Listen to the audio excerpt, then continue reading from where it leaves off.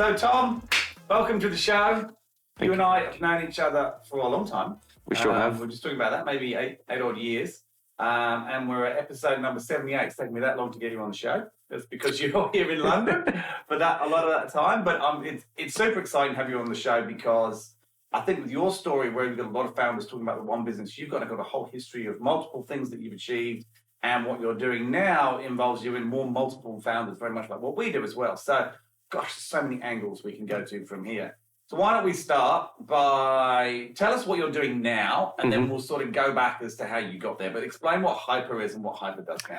Awesome. Thanks for having me on the show. So Hyper is a startup studio, a tech incubator. We have a 4-month program. We help clients from the idea stage all the way through to validating their product, raising capital, pre-seed all the way to Series A. So we're trying to mitigate risk. We're trying to help clients, founders scale as quickly as possible. We're running that, and we're also running a startup community called Apollo, which has around 500 startup founders, investors, angels to VCs, mentors, and so forth.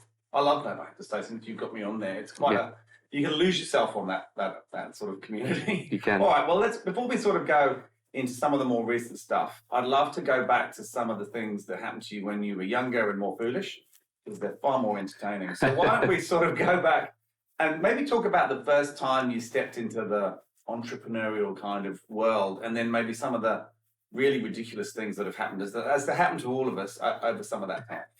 There's a lot of stories, disaster stories, good stories. I suppose my first business was vague. It was an e-commerce store. I was VAGUE. VAGUE. Yeah. And so we had the e-commerce store. It was fashion. We'd go over to New York and do fashion shoots, and it was good fun. This is going back 15, 16 years. The back-end websites weren't very, Magento we were using at the time, they weren't very, I suppose, detailed. You couldn't do things like you can these days with sales funnels and automation. So I suppose good stories, bad stories. Bad stories. Probably. Let's start with one. We were lucky enough to have a celebrity, Christian Stewart, actually, in 2009, wear one of our hoodies. How did that happen out of interest? Did you orchestrate it? I tried to figure it out for months, but it must have been her stylist purchased the hoodie for her, and she was visiting I think she was visiting the Holocaust Memorial in Berlin at the time. So I woke up in the morning and I had hundreds of emails saying, essentially, like, what size is Kristen wearing? What color is she wearing? And it was a random hoodie. It was just grey with a black square. It wasn't very popular at all. I was probably selling one a month. And I saw hundreds of orders come through, and I actually didn't really know who she was. My twin brother looked over my shoulder and said, "That's Kristen Stewart. She's on Twilight right now." So I had a panic attack thinking, do I have infantry or do I not? I went down, and the back-end website, I would have to manually press on and off. And overnight, hundreds of orders had come through. And I got to the warehouse, and there were 2 or 3 garments. One small, one medium, one large. I thought, what am I going to do? And you're in Australia? In Australia, in South Australia, actually. And I was using my dad's warehouse, a part of his warehouse, to have store all the clothing. So I really didn't have a choice other than, being naive, 21, jump on a plane to China. And my manufacturer was basically saying it's impossible to get the amount of orders the volume you need manufactured in 10 days. Because I said, I don't have a chance for it to be the standard customs, bring it in. It usually takes around 40 days to get new orders sitting there ready to go. Exactly. So I luckily had a good relationship with Australia Post, and they could introduce me to a few manufacturers and said, let's not worry about customs, bringing it in, having that delay. Let's see if we can manufacture in China and distribute it to each state from and globally from direct from the Shenzhen warehouse. So I jumped on a plane, flew over. I remember walking in to meet the new factory that Australia Post had introduced me to, saying, like, it has to be this, this screen print, this is the quality control process. They'd about 40 pieces of KFC chicken when I arrived. That was the way to entertain me. I said, I don't want any chicken. I just need these orders to get through, because every hour there was a lot of orders coming through. We're coming all from the Northern Hemisphere as well? Yeah, pretty much. Globally. It was the big US fashion bloggers that they got the paparazzi photos and they talked about it. Yeah. So that was essentially, US was where most of the orders are coming, a lot from Australia as well. But yeah, we ended up getting them manufactured and distributed to the customers within about 12 days. So wow. That was, yeah. And did it continue on, or was it just a quick spike? And then it was just a quick spike. It was about 4 weeks of orders and then kind of plateaued. And then frustrating, there were competitors, well, there were fakes being manufactured. So I was, when the orders started coming through, the same day the fakes were getting made. So I was like, I have to get there. I have to get the orders. I have to get the orders out to the customers. So that was, stressful, realizing I had zero stock, but somehow pulled it off. Well, I think when you're 21, you kind of believe anything, right? Don't you? You just do anything possible. You do. Which is a good trait. A very good trait. You should look for that, I imagine, in your founders. For now, very much so. And so, obviously, that was when you were 21. We won't go into how many years ago that was, because we don't want anyone working that out. But if you had any other businesses in between that and Hyper now, you've had a few, right? Yes. Sort of that journey of why you chose certain businesses. So once I sold the business, Vague, I was really interested in capital raising mobile apps, and I met a couple of my business partners, Tom and Matt, and they were starting a mobile loyalty program. I decided to invest in that business and help them start a company called Loke, and it's a mobile. It's kind of pivoted. It was mobile. B2B mobile loyalty, and then we got into a B2C mobile payments, and then back into large quick service retail with the data for the people over here play, and payments, the QR codes and ordering. So I got into that with the guys, and we built that up over many years, and left after around 6 years. I started Hyper. I suppose to go into that story, it was just watching what happened in the US and what Y Combinator was able to achieve, with the likes of Airbnb. Still going strong, isn't it? Very. And I did a lot of research, realised that there wasn't a good incubator or startup studio from my point of view. There are a couple, but I wanted to basically create Hyper and help first-time founders mitigate as much risk as possible. There's a lot of mistakes founders can make, and that's get really excited, design and develop the app without knowing what a term sheet is, that kind of thing. So I realised that's what we need to build. Where'd the name come from? Hyper, excited. It just came to us. I think we were brainstorming 2015, and we loved it. It was simple, quick, easy to remember. We could get an okay domain and went from there. Okay, and now it's massive. So you're obviously here running the UK business. You've been here for 4 years, 5 years? Yeah, almost 4 years. Almost 4 years. Yeah. And then you had obviously the 4 years previous in Australia. Have you found that sort of the business here has grown quicker because of the population? There's that many more founders, or is it pretty much even, or how's that? It's growing really well in the UK. Australia is still the dominant market for us because we have that extra 4 or 5 years of kind of brand awareness and partnerships. But yeah, I travelled a bit. We've got an office in Eastern Europe and quite a few staff members throughout Eastern Europe, and then London, Melbourne, and Sydney. And the reason I'm here is I think I have a couple of mentors. One at EY said to me, have you heard about SEIS? And that's where there's 50% instant tax relief for investors investing in an early stage business, and then further 25% loss relief. So I thought, wow, it's going to make it a lot easier to raise that first £150,000. So that's why we landed. We tested the market. We went out and got as many partners, investors, a network developed and built, and then started the startup studio and paid incubator program here. Okay. Now, it's a very different business than a lot of the ones we have on, because you're essentially, it's not a product business, but it's not a services business. It's kind of a bit of a mix, right? And so I do a lot of talks on businesses, and the difference between growing services and products are massive. What do you think's been, and this is great from a services point of view, we don't have a lot of people who run services businesses on. What do you think's the hardest thing that's happened to you, or in scaling maybe, around services businesses? Because they're so different. It is. I mean, you need to be on the ball. You need to be hiring the right talent. You need to be tracking exactly what they're doing. You need to be running a rolling financial forecast at all times. There can't be guessing games. You can't, forget that you have to pay 3 months of a commercial lease as a deposit. There's every single month that those projections have to be spot on.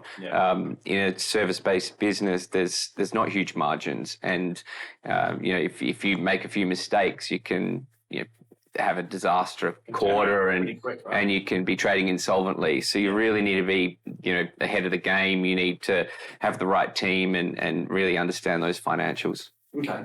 Now, I asked this question earlier and I thought it was going to be a hard question. I asked someone else this question and it wasn't, but I'm going to ask you this question as well. What's been the easiest thing, and we'll talk about hyper specifically, what's been the easiest thing? People don't ever ask that question. Yeah, I suppose the easiest thing, I mean, I never thought we'd be able to, we've got some amazing case studies right now and some amazing success stories. It definitely wasn't easy. I suppose something that makes running the business easy is having such a sensational business partner that understands, product and development and is the co-CEO, but he makes running the business very easy from that side of things. And I'm more on the sales, capital raising side. So we wouldn't be here if it wasn't for him. And I know him, and I don't think he would be good at the capital raising side. So he'd probably say the same about it. He's good, but yeah, when it comes to product, he's world class, and to be able to give that knowledge to a first-time founder that's never built a product, is thinking about integrating into 10 APIs and realizing what the long-term cost of that's going to be. It's very beneficial for a first-time founder. Yeah, absolutely. All right, so you have had, how many founders have you had through Hyper? Do you know? Or do you have a rough idea? Yeah, around, I would say easily over 400, 500. So we take on around 12 a month in each country. We guide them through our incubator program. We bring them into the community. We introduce them to angel investors, VCs, help them with the product, introduce them to engineers and help them build that team. Okay. If you think about that volume, that's a lot of people, right? I mean, it's similar to others. You meet a lot of people. I have a lot of ridiculous stories. What's the most, I'm trying to word this carefully, not what's the most ridiculous product that someone's come to you with, but what's the most ridiculous scenario that has happened? Because, this journey can take so many twists and turns through any kind of founder. When you're talking about that amount of volume of founders, you're going to have some ones that just go really odd for some reason. I mean, off the top of my head, I obviously can't mention who he is. No, well, that's why I was trying to work it. Let's hope he doesn't watch this episode. It was just an app with Arnold Schwarzenegger, and you got points for making him pump iron in a gym, gamified. Now, I kind of sat there thinking, okay, well, what we now need to work out is how it's going to be commercially viable, because you can build an app, but it's not going to be successful unless the VCs eventually see that viable business. On a month to month, we have hundreds, sometimes 1,000 ideas submit every single month. And to go through them and find the commercially viable ones, there's some crazy ideas. I saw one.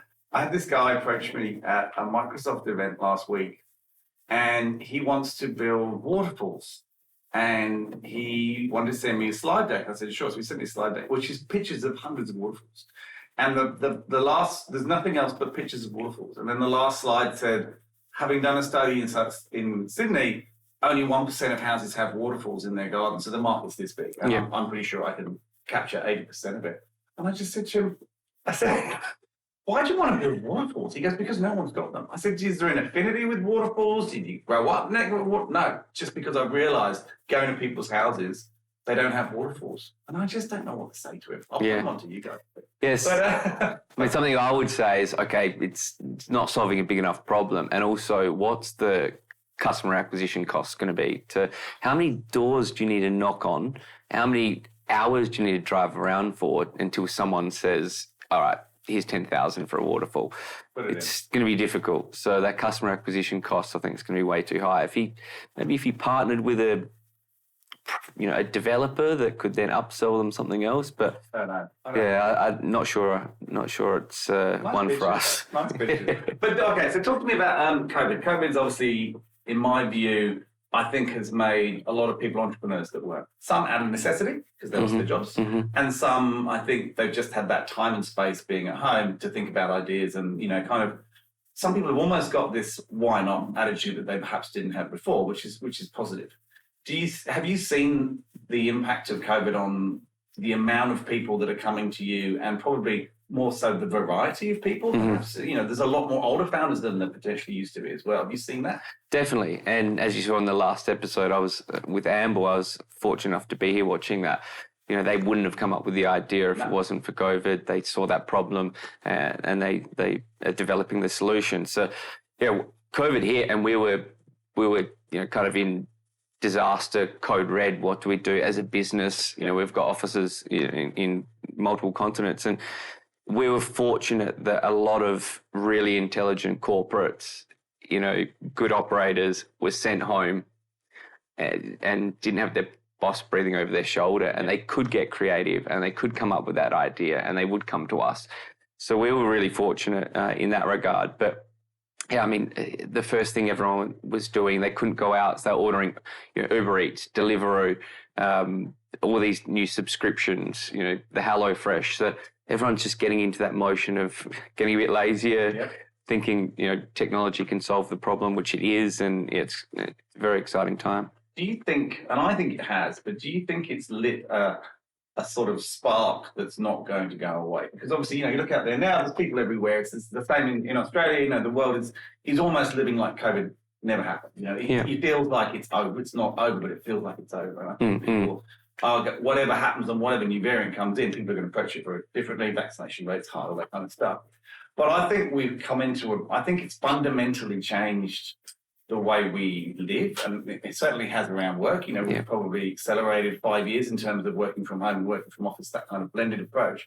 But I actually just think the way people think and what people value has changed, and we've seen that in candidates applying for jobs. They used to come to us before COVID and they would say, what's the opportunity for the money to go up and what's the opportunity for my next job? Now it's not about that. It's what's the working from home. Exactly. It's about more about their life than it is about their next job. So I think people have just changed the way they think permanently. And I think it could take us into this insane period of innovation. I hope so. Definitely. Yeah, I think our founders are finding it a lot easier right now to get access to talent, because there's a lot of big corporations that are saying you have to come back into the workplace, and this talent is saying, well, no, I'm talented, I'm a fantastic engineer or salesperson, and I don't want to be back in the office with my boss breathing over my shoulder. So they're happy to take a bit of risk, work remotely, and if it's a business that allows Zoom calls and Google Hangouts calls, it's brilliant. So it's gone global as well. I mean, everyone's hiring people everywhere. In other countries, they would never even think of hiring them in the next city. Now they're hiring them in different countries quite comfortably, and everybody's kind of doing it. So everyone's feeling exactly. It's got to be amazing for a business like yours. I think it's just going to be. It's a fascinating time. It is. It's exciting. There's all of this software being developed, like Monday.com, to help Slack, Teams, better communication, more living on an island and working as opposed to in that sterile office environment that no one wants to go back to.